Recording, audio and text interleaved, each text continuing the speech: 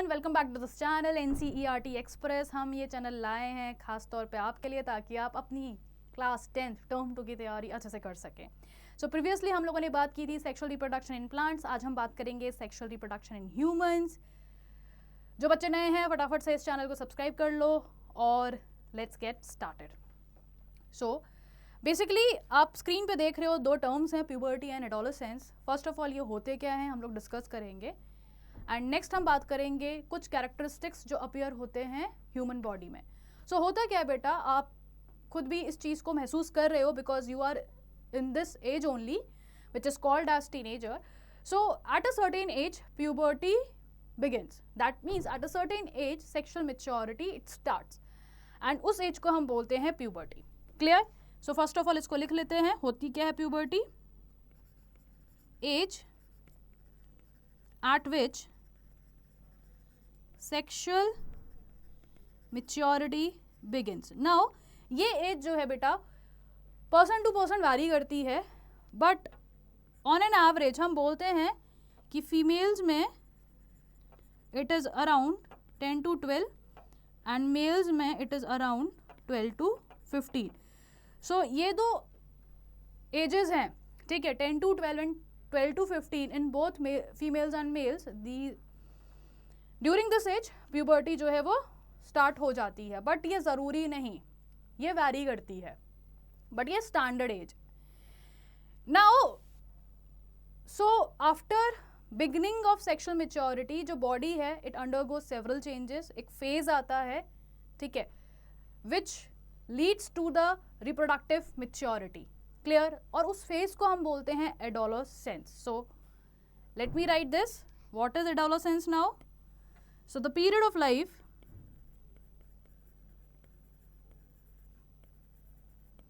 when the body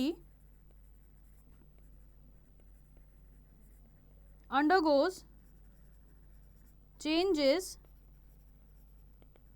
leading to the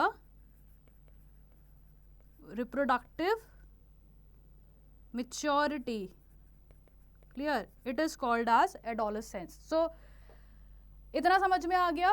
so basically होता क्या है, फीमेल्स वो जल्दी रिप्रोडक्टिवली मेच्योर हो जाती हैं, सेक्सुअली मेच्योर हो जाती हैं, और जो बॉयज़ हैं वो थोड़ा लेट मेच्योर होते हैं। ठीक है, is that clear to everybody? So I think puberty and adolescence क्या होते हैं ये आपको क्लियर होगा। Now next we are going to discuss secondary sexual characteristics. First of all these characteristics they appear due to the action of hormones. hormones की वजह से ये characteristics जो हैं वो human body में appear करते हैं during the adolescence. hormones जो involve होते हैं उन्हें हम बोलते हैं बेटा sex hormones, and males में वो होते हैं testosterone, females में होते हैं estrogen.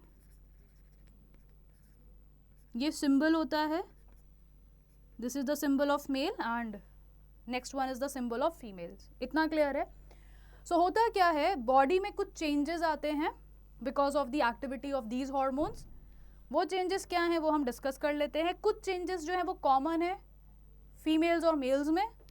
सो कॉमन कैरेक्टरिस्टिक्स क्या क्या हैं ज़रा देख लेते हैं।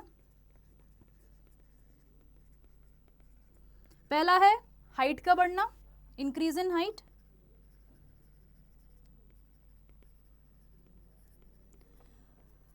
दूसरा है increased activity of sweat glands and oil glands.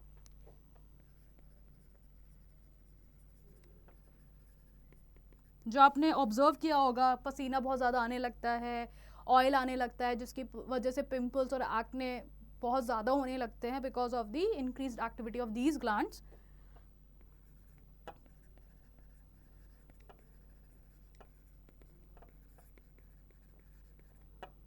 Next है बेटा आपका growth of hairs in the armpit regions.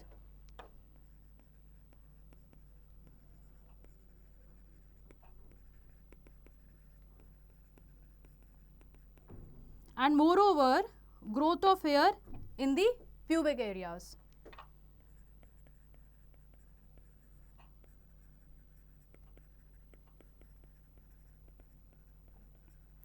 सो ये तो है बेटा कॉमन कैरेक्टरिस्टिक्स. नाउ अगर मैं मेल की बात करूं, so secondary sexual characters in males are, सबसे पहले होर्सनेस ऑफ वॉइस. आपने देखा होगा जो आवाज़ है वो बिल्कुल फटी फटी हो जाती है ना, फटे बास की तरह. होती किस लिए? Due to the enlargement of voice box and it protrudes out which is called as Adam's apple. Clear? So हो क्या रहा है? सबसे पहला है hoarseness of voice,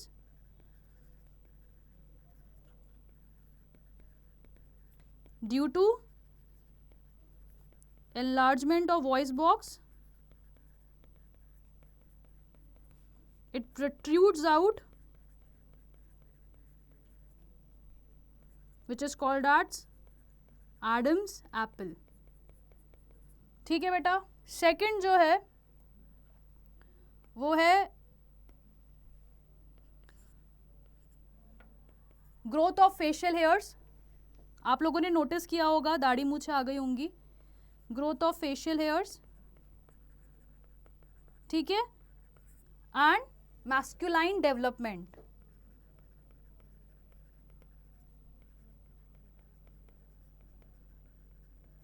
इतना क्लियर है? इतना समझ में आ गया? तो ये तो बात हो गई कॉमन कैरेक्टरिस्टिक्स की, ये तो बात हो गई सेक्सुअल कैरेक्टरिस्टिक्स इन मेल्स. अब हम बात करेंगे फीमेल्स की. सो इन फीमेल्स पहला जो है वो है breast development, development of breast.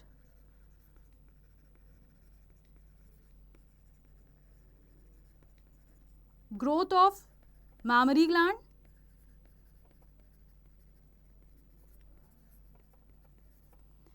Second है rounding of hips. Body structure में चेंज आ जाता है, बॉडी जो है वो कर्वी हो जाती है. थर्ड है बेटा menstruation. Third one is menstruation. So these are the secondary sexual characteristics that appear in females. Is that clear? हो गया होगा क्लियर? समझ में आया? तो ये तो बात हो गई सेकेंडरी सेक्सुअल कैरेक्टरिस्टिक्स की, जो किस लिए होते हैं, जो कि बॉडी में आते हैं because of the activity of the hormones. Now next we are going to discuss male reproductive system. So male reproductive system, you can see it on the screen. So आप देख सकते हो, मैं थोड़ा जूम करती हूँ. एक फ्रंटल व्यू है, एक आपका साइड व्यू है. तो you can see in the male reproductive system there are pair of testis present outside the body located in the abdominal area and they are present in a bag like structure called as scrotum. अब significance क्या है हम आगे discuss करेंगे, पहले आप लोग जान लो. Testis are the primary sex organs जो कि प्रोड्यूस करते हैं स्पर्म्स, जो कि प्रोड्यूस करते हैं male hormone testosterone. Now sperms they get stored in epididymis for a short duration of time. उसके बाद they are transported through this duct which is called as vas deferens. Now this duct unites with urethra and urethra it forms the common passage for both sperm and urine. So इतना clear है? आप देख रहे हो there are some accessory glands present, a pair of seminal vesicle, prostrate gland and bulbourethral gland. So these glands they secretion in the sperms so that their transport become easier. And the whole secretion now it is called, along with the sperm it is called as semen. Is that clear? Now let me write all these things. So okay, तो पहली तो मैंने आपको बात बताई थी primary sex organs जो कि है testis, located outside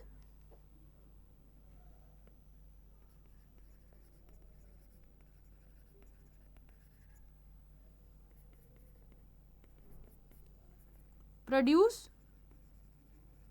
sperms and testosterone. Now as I said, testes they are located in a bag like structure called as scrotum जो कि प्रोवाइड करता है lower body temperature in order to synthesise sperms. ठीक है, होता क्या है, sperms का formation it requires 1 to 2 degree Celsius lower temperature than the normal body temperature. ठीक. So pouch like structure,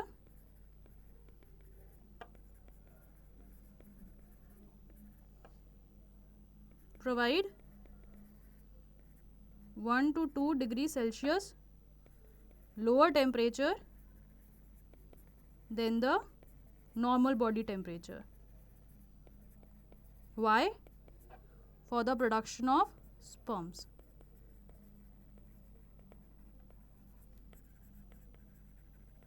ठीक है. नाउ इसके बाद मैंने आपको बताया epididymis,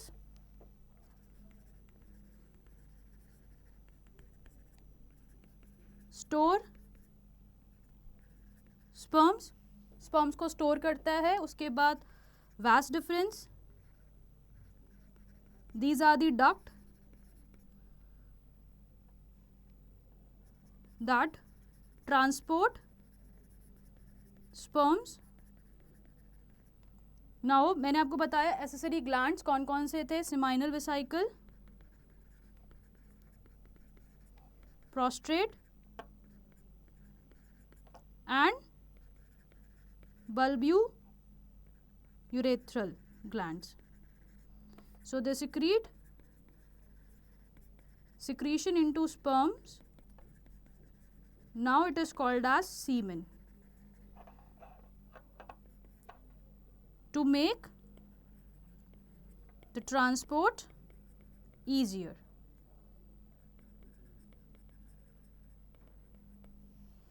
Now sperms, they are carried by an organ which is called as penis.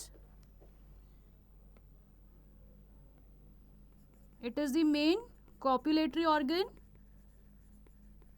that transfers semen into female reproductive tract during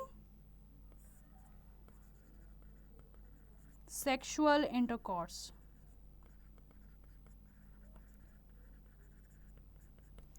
इतनी बात समझ में आई तो is it clear? So during sexual intercourse, penis it transfers the sperm along it transfers the semen along with the sperms in order to fertilize the egg. Is it clear to everyone? Now next is female reproductive system. I hope male reproductive system clear हो गया होगा. So female reproductive system, you can see here the primary sex organs are the ovaries which are located on the sides of the abdomen. These primary sex organ क्यों है? पहली बात because they produce estrogen hormone and they produce ovum. Ovum आपका क्या है? Female gamete है. पहली बात. And you can see कि a duct like structure is present, pair of ducts more specifically, and this is called as fallopian tube.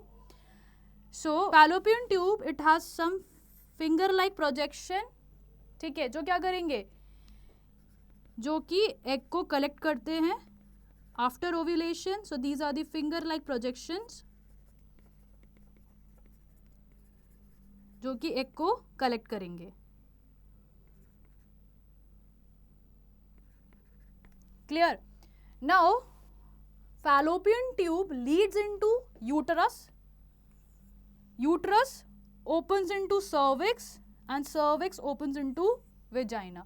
So uterus की inner lining को हम बोलते हैं एंडोमेट्रियम, जहां पर इम्प्लांटेशन होता है, जो कि हम आगे बढ़ेंगे. कि fallopian tube it is the site for fertilisation. यहाँ पे फ्यूजन होगा स्पर्म और एग का. Now fallopian tube as I said uterus में ओपन होते हैं. आप देख रहे हो यूट्रस की जो इनर लाइनिंग है वो थिक होती है. क्यों थिक होती है? ताकि आफ्टर फर्टिलाइजेशन जब इम्प्लांटेशन हो उसको सपोर्ट मिल सके. So I am going to write it again. Fallopian tube opens into uterus. Uterus it is the site for implantation, जहाँ पे जो एम्ब्रियो है वो इम्बेड हो जाता है inner lining of the uterus. Now uterus opens into cervix, cervix opens into vagina. So both vagina and cervix together called as birth canal, and moreover vagina is the copulatory organ in females,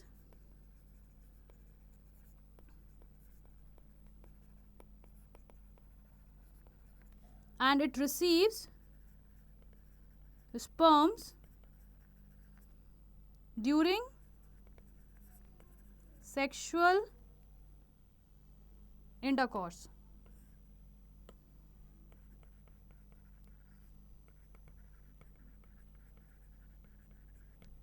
clear है बेटा? एक बार फिर से देख लीजिए.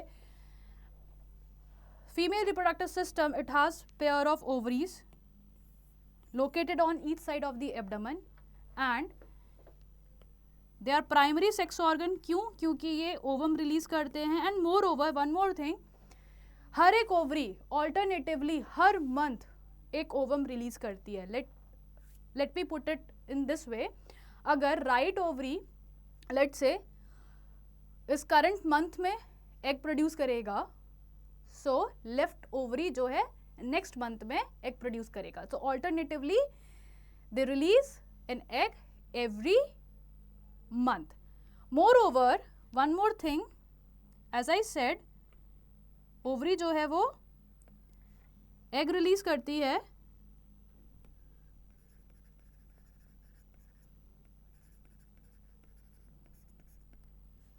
and the release of ovum from the ovary is called as ovulation.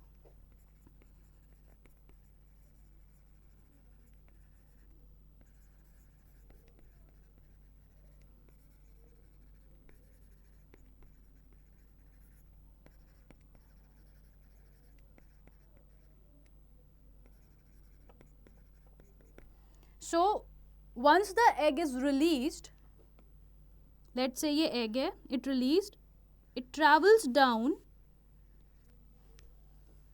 through the fallopian tube. और यहाँ पे आप देख रहे हो, यहाँ पे वो आके अभी बैठा हुआ है. So sperms that travel through the vagina and reach to the fallopian tube in order to carry out fertilization. So here fertilization occurs. So this is the site for fertilization. इसलिए हम क्या बोलते हैं, fallopian tube है site of fertilisation. तो एक बार जब fertilisation हो जाता है तो जाइगोट बनेगा. जब जाइगोट बन जाएगा तो it will undergo cell division, और अब क्या बनेगा, एम्ब्रियो बनेगा. और यही एम्ब्रियो यूट्रस की इनर लाइनिंग पे जाके चिपक जाता है, gets embedded in the inner lining of the uterus, और इसको हम बोलते हैं इम्प्लांटेशन. सो इसलिए जो साइट है इम्प्लांटेशन का वो क्या है, यूट्रस है. ठीक, is that clear? I hope आपको आज का लेक्चर अच्छे से समझ आ गया होगा. Both male and female reproductive system, इसके अलावा सेकेंडरी सेक्सुअल कैरेक्टरिस्टिक्स जो कि अपीयर होते हैं due to the activity of sex hormones. Male में है वो टेस्टोस्टेरॉन, फीमेल में है वो oestrogen. I hope, is it clear? फटाफट से मुझे चैट बॉक्स में बता दीजिए कि आज का लेक्चर आपको समझ आया कि नहीं आया. बाकी का हम नेक्स्ट लेक्चर में पढ़ेंगे, तब तक आप इसको रिवाइज करके आइएगा. ठीक है, thank you for having me here. I hope आपको ये समझ में आया होगा. फटाफट से इस चैनल को सब्सक्राइब कर दे, लाइक कर दे, शेयर करें, कमेंट करें. Also do follow our Telegram channel, जहाँ पे आपको मिलेगा daily class schedule, study material, DPPs and class annotation. So do follow our Telegram channel and also subscribe NCERT Express. अपने दोस्तों को बताइए ताकि वो भी यहाँ पे आके तैयारी कर सके. Okay, thank you.